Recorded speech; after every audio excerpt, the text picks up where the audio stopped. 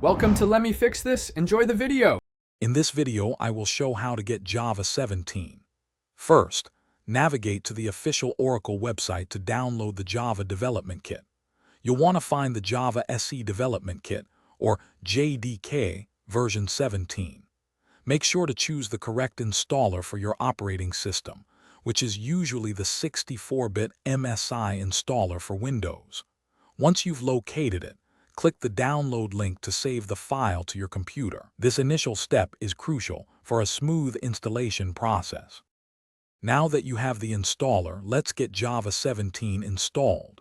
Find the downloaded file, which is often in your Downloads folder. Double-click it to launch the installation wizard. You'll be guided through a few simple steps. It's generally recommended to accept the default installation directory, which is usually C. /program files /java /jdk17 on Windows. Click Next through the prompts, and the installation will complete in just a few moments. To ensure your system recognizes Java 17, we need to set up environment variables. Search for environment variables in your Windows search bar and open the system settings. Under System Variables, click New to create a Java Home variable. Set its value to your JDK17 installation path, for example, C /program files /java /jdk17. Next, find the path variable, click Edit, and add %java home %bin to the list. This allows you to run Java commands from any directory.